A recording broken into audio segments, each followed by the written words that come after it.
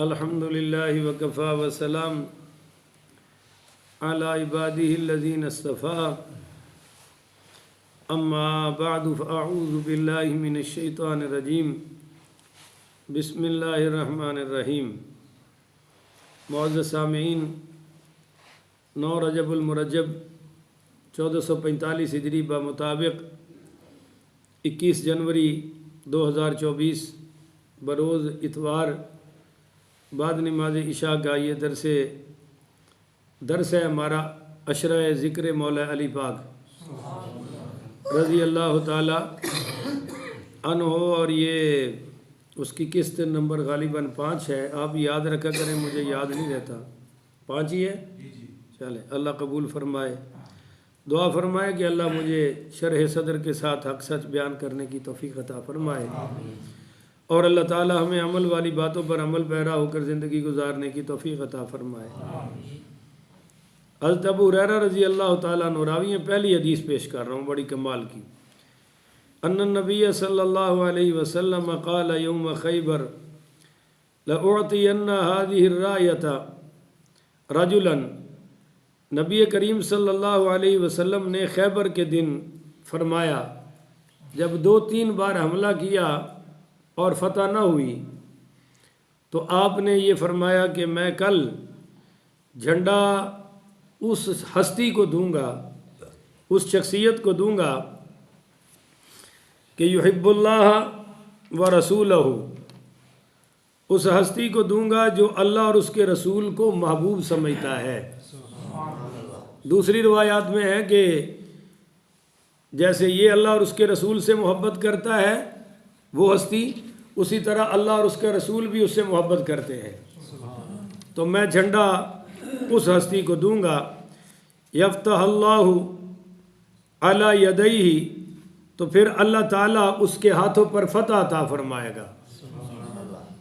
अब जो बदबातिन हैं, बेवकूफ़ हैं, नादान हैं, और बुग़्ज़ सहाबा पर ज़िक्र अली का लेबल लगाकर अपना सौदा मार्केट में इंट्रोड्यूस करवाना चाहते हैं, वो यहाँ आकर एक बड़ी अजीब व गरीब नुक्तादानी करते हैं। वो कहते हैं कि देखो जी, अबू बकर है, फतह नहीं हो रही, उमर है, फतह नहीं हो रही, उस्मान है, फतह नहीं हो रही। हमने कहा फिर आगे भी कह दो कि हजूर है, फतह नहीं हो रही। नहीं समझे हो? हज़रत अबू बकर उमर उस्मान तो नहीं है ना, सिर्फ हजूर भी तो है, और फतह हो रही नहीं, तो फिर क्या फतवा लगाओगे? तो मैं कहता हूँ कि जो बुग़्ज़ है ना, वो अकल और इल्म को बर्बाद कर देता है। बुग़्ज़ नहीं होना चाहिए किसी के बारे में। बड़ी अरसा हो गया, कम अज़ कम भी 10-11 साल हो गए, शेखपुरा में मैं सफ़र कर रहा था। मेरे साथ एक आलिम दीन थे, अवामी ख़तीब हैं वो, और वो भी तफ़ज़ीली टोले से ताल्लुक़ रखते हैं।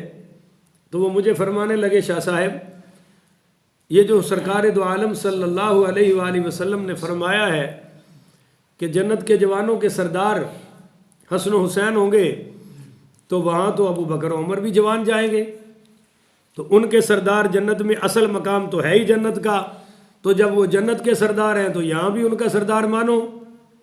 मैंने कहा यार, हुजूर पाक पढ़िए सल्लल्लाहु अलैहि वसल्लम ने एजाज़ बयान फरमाया है, वगरना जन्नत में कोई सरदारी और कमी सिस्टम तो होगा नहीं। नहीं समझे आप? भाई जन्नत में कोई डेरेदारी सिस्टम होगा, कोई चुदरावी होगी, बोलते नहीं हो कि एक रूलिंग पार्टी होगी, दूसरी अपोजिशन पार्टी होगी, तीसरी रियाया पार्टी होगी। ये जन्नत में तो सिस्टम होगा नहीं। जन्नत में तो वही जाएगा जिस पे अल्लाह और उसका रसूल राजी होगा। ये एक एजाज़ है। आप अपने आलिम के बारे में अगर कह दें किसी के बारे में कि ये ऐसा आलिम है कि यार इस जैसा आलिम हमने देखा, तो इसका ये मतलब थोड़ा ही है कि उस जैसा है ही कोई नहीं। ये आप एक इज़हार मोहब्बत कर रहे हैं। बोलो जी, इज़हार मोहब्बत का इजहार कर रहे हैं। तो मैंने उनको ये जवाब दिया, कहने लगे नहीं जी, हर जन्नती ने जवान होकर जन्नत में जाना है और सरदार उनके वो होंगे, तो मानो उनसे आज भी आला है, जन्नत में भी आला है। मैंने कहा फिर हज़रत अली पाक के बारे में क्या ख्याल है? तो उनको कोई नहीं समझ आई। उनके सर्दी च पसीना आ गया सी मत्थे ते जो मैं सट मारी। मैं क्या आपका मौला अली पाक के बारे में क्या ख्याल है? क्या लगा क्या? मैंने कहा वो भी तो जवान ही जन्नत में जाएंगे, तो फिर अब्बे ते भी सरदारी ला दइए कि अब्बे के सरदार भी हसन हुसैन होंगे। और फिर मैंने कहा सारे अंबिया भी तो जवान जाएंगे, फिर उनसे भी आला माने हसन हुसैन को, और खुद हजूर भी जवान ही जन्नत में तशरीफ ले जाएंगे, और सईदा फातिमा भी तो इसी उम्र में जाएंगी, अम्मा खदीजतुल कुबरा भी वहाँ जवानी की उम्र में जाएंगी जो मौला हसन हुसैन की नानी है, तो क्या उन पर भी फजीलत कायम कर दे? तो ढिला जा मुंह करके कहने लगे उन्हें नहीं हो सकती, मैं कह इन्हें भी नहीं हो सकती। तो मसला समझे, अबुल अंबिया इब्राहिम अलैहिस्सलाम है या हमारे नबी पाक हैं? अब बोलते नहीं आप। हजारों अंबिया जिनकी औलाद में से है बनी इसराइल के, वो हजरत इब्राहिम है। और खुद हुजूर पाक सल्लल्लाहु अलैहि वसल्लम ने फरमाया अना दावतु अबी इब्राहिम, मैं अपने बाप इब्राहिम की दुआ से आया हूँ, दुआ बन के आया हूँ।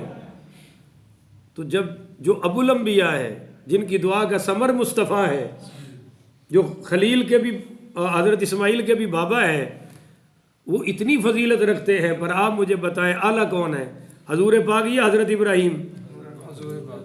अब बोल नहीं रहे आप। हमारे मौला मुस्तफ़ा करीम सल्लल्लाहु अलैहि वसल्लम आला है या हजरत इब्राहिम आला है? अब यहूदी कहते हैं ओ जी जिस नबी की इतनी फजीलतें, सारे नबी बाद में जिनकी औलाद से आए हैं, आप उनसे भी अपने नबी को आला कहते हैं। और यही बात ईसाइयों की समझ में नहीं आ रही कि हजूर सल्लल्लाहु अलैहि वसल्लम उनसे आला कैसे हो गए, वो तो बहुत बड़े नबी हैं, अबुल अंबिया हैं। इधर इनको समझ नहीं आ रही, वो कहते हैं जी हजरत अली दमाद मुस्तफ़ा हैं तो फिर फजीलत इनकी बहुत ज़्यादा होनी चाहिए। मैंने कहा हजरत उस्मान गनी दोरे दमाद मुस्तफ़ा हैं, फिर उनकी भी अबू बकर उमर से ज़्यादा होनी चाहिए अगर इस बुनियाद पर हजरत अली की ज़्यादा करनी है। और कहते हैं जी हदीस बहुत आई है, मैंने कहा बेशक बहुत आई है, पर हजूर के बाद रुतबा सबसे आला, मर्तबा और मकाम सबसे आला अबू बकर उमर उस्मान का है। और इसमें फिर हजरत अली का अपना फैसला भी है। बोलो, इसमें हजरत अली का अपना फैसला भी है। देखो ना, नबी करीम सल्लल्लाहु अलैहि वसल्लम का हुस्न जमाल, आपकी रहनाई देख के दिल तो करता है कि हुजूर को सजदा कर दे, पर आगे देखते हैं कि हुजूर भी रब को सजदा कर रहे हैं और हुक्म फरमा रहे हैं कि सिर्फ अल्लाह को सजदा करना है, अल्लाह के सिवा किसी को सजदा करना तो हम नहीं करते। हजरत अली पाक रजी अल्लाह तआला अन्हु की फजीलतें बहुत ज़्यादा है, पर उनको उसी मकाम पे रखो। ऐसा ना हो कि राफजियों की टोले की तरह वो नबी से भी हजरत अली पाक को आला मानते हैं और तमाम अंबिया से भी आला मानते हैं। उसकी पहली स्टेप है तफजीली होना। तो हम मौला अली पाक की अजमत का इनकार भी नहीं करेंगे और हुब्बे अली की पुड़िया में बुग़्ज़े सहाबा का मंजन भी बेचने को तैयार है। जिनकी जो फजीलतें हैं हम अजमत का सलाम पेश करते हैं। ये तो मैं इसलिए भी जिक्र कर रहा हूँ कि उनकी विलादत है रजबुल मुरज्जब शरीफ में, और इसलिए भी जिक्र कर रहा हूँ कि मेरे बारे में और हमारे तमाम साथियों के बारे में तफजीली प्रोपोगंडा करते हैं कि जी ये अहले बैत को नहीं मानते, जिक्र अली से चिढ़ते हैं, कुड़ते हैं, सड़ते हैं।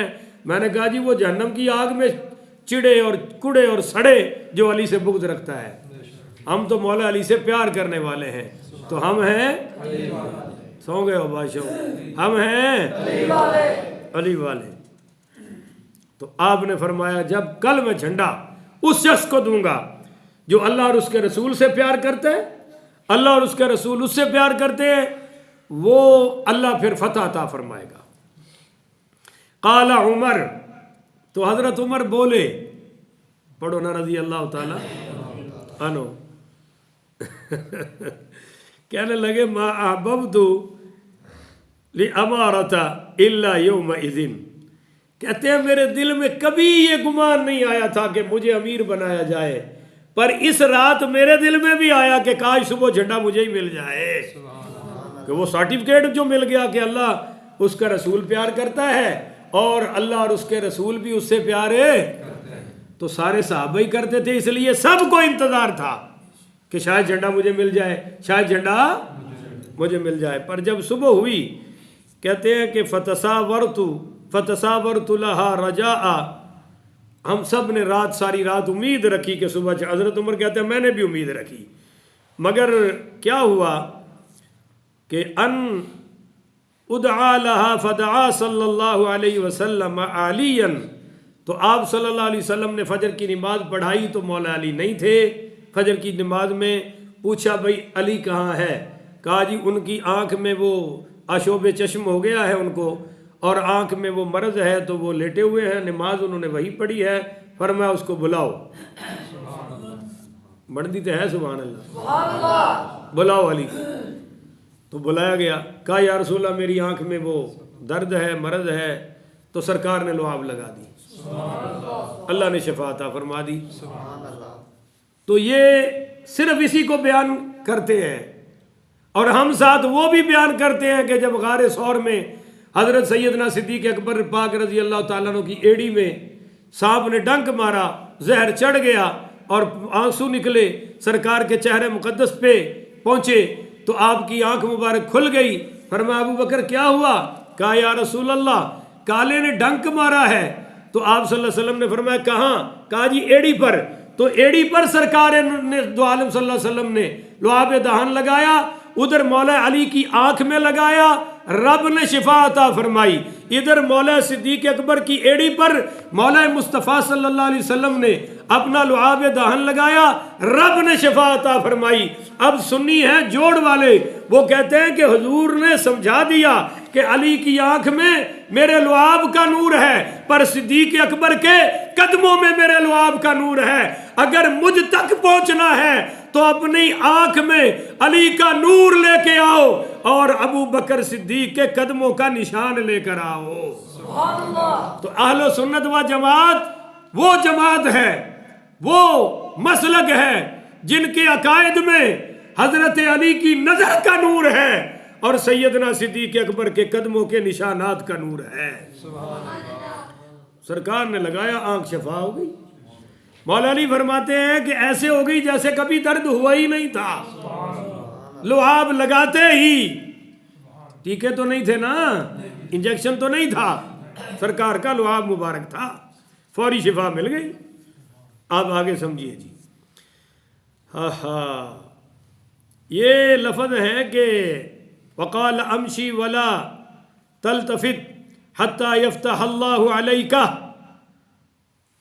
फसार शैअन सुम्मा वक़फ़ा वलम यल्तफित फसरखा। कहते हैं कि आप सल्लल्लाहु अलैहि वसल्लम ने फरमाया अली सीधे ही लड़ते जाना, इधर उधर नहीं देखना, बस सीधे जाना, जब तक तुझे फतह ना मिल जाए तो सीधा लड़ते ही रहना। तो हजरत अली पाक रजी अल्लाह ताला अन्हु सीधे ही लड़ते गए, बस चलते गए और काफिरों को कत्ल करते गए, ढेर करते गए, चलते गए डर पर जब हुजूर ने फरमाया अली सीधा जाना तो हजरत अली बोले या रसूल अल्लाह अला माज़ा उकातिलुन नास, या रसूल अल्लाह मैं किस बात पर लोगों से किताल करूं, कहाँ तक करूं, कब तक करूं? तो काला कता कातिलुहुम हत्ता यशहदू अल्ला इलाहा इल्लल्लाहु व अन्ना मुहम्मदन रसूलुल्लाह।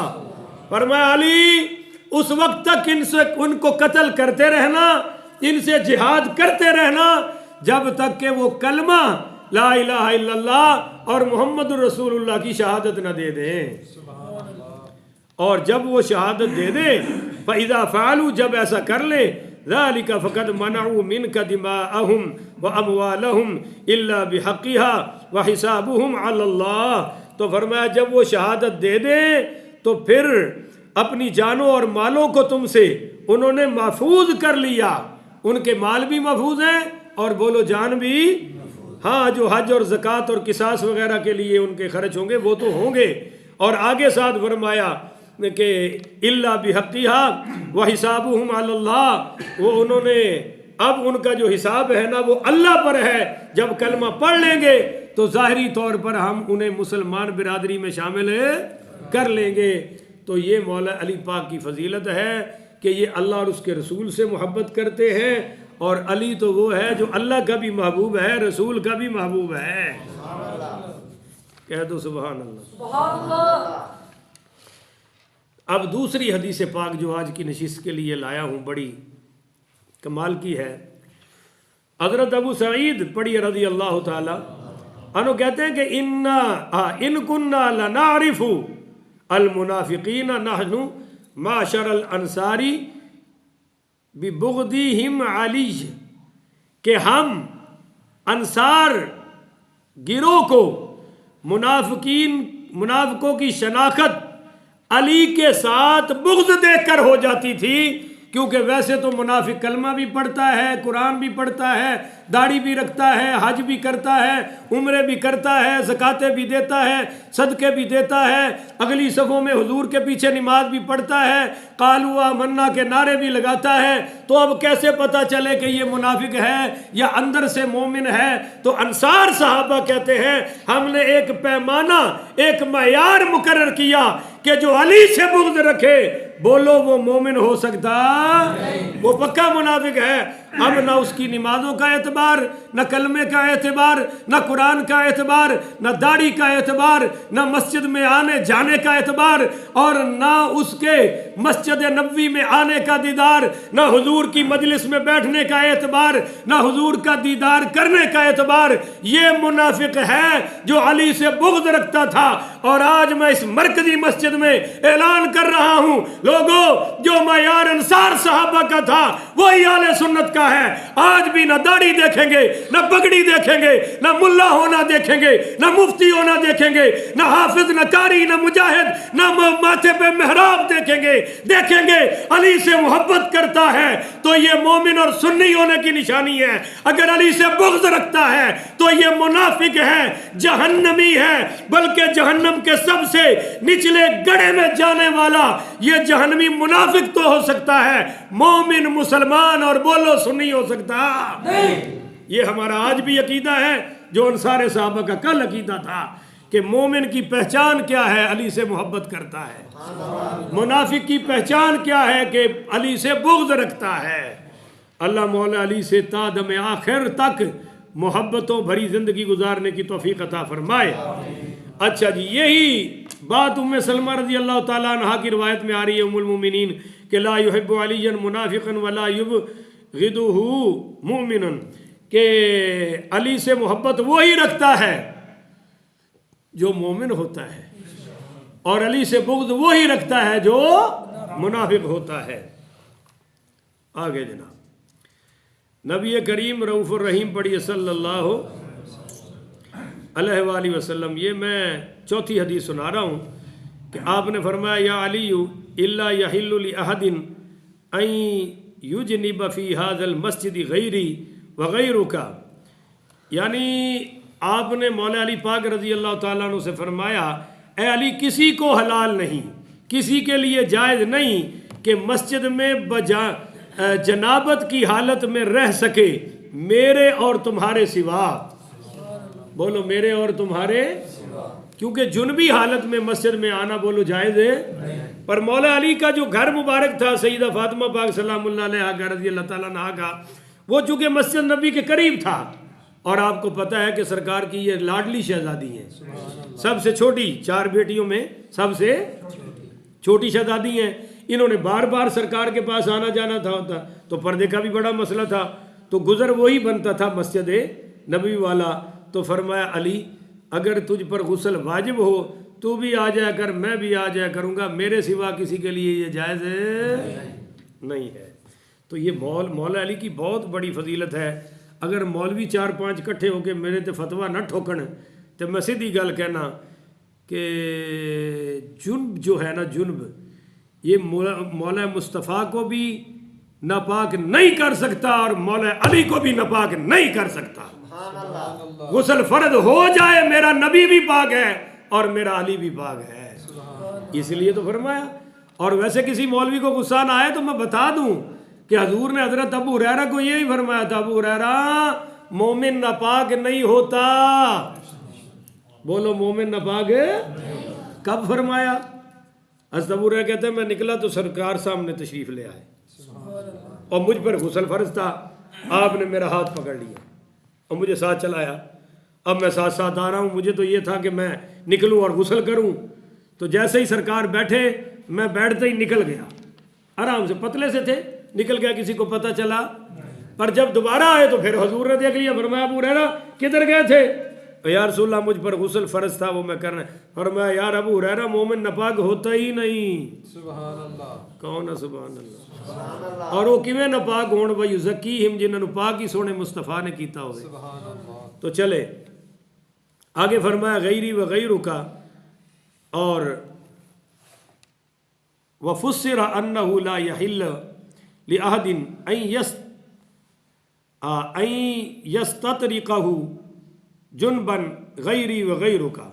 और फरमाया कि बहालत जनाबत मस्जिद नबी को रास्ता बनाकर गुजरना ये मेरे और तेरे सिवा किसी के लिए जायज़ नहीं है। तो इसमें मौला अली पाक बड़ी रज़ी अल्लाह ताला अन्हो की बहुत बड़ी ये फजीलत है। और इसी से मिलती जुलती एक हदीस है तिरमिज़ी शरीफ में कि इन्नन नबी सल्लल्लाहु अलैहि वसल्लम, ये हज़रत इब्न अब्बास से रावी है कि अमर बिसद्दिल अबवाबि इल्ला बाबा अली जिन, कि आपने फरमाया कि मस्जिद नबी के तमाम दरवाजे बंद कर दो सिवाय अली के दरवाजे के। अली का दरवाज़ा खुला रहने दो, अली का दरवाज़ा बंद करना नहीं है। और जब सरकार दो आलम पढ़ी सल्लल्लाहु अलैहि वसल्लम अपने मर्ज़ विसाल में मुब्तला हुए, पर्दा फरमाने का वक्त आया तो उस वक्त फरमाया कि सारी खिड़कियां बंद कर दो, अबू बकर की खिड़की खुली रहने दो। तो खिड़की को खौखा कहते हैं और उसको दरवाजे को बाब कहते हैं। तो अली का दरवाज़ा खुला रहने दो। और आखिर में क्या फरमाया कि खिड़की अबू बकर सिद्दीक़ की, वो छोटा दरवाज़ा होता है ना खिड़की, उसको खुला रहने दो क्योंकि वो मेरे बाद इमाम बनेंगे। इशारा था इमाम का दरवाज़ा मस्जिद में खुलता है ना, इमाम साहब ने मस्जिद, बाकियों के दरवाजे तो अपने अपने घर में होते हैं। फरमाया अबू बकर की खिड़की खुली रहने दो, इसके इशारा था कि मेरे बाद खलीफा और इमाम कौन होगा? अबू बकर सिद्दीक़। पर ये जो फरमाया कि मेरा और अली का दरवाज़ा खुला रहने दो, इसमें बहुत बड़ी मौला अली पाक की फजीलत है।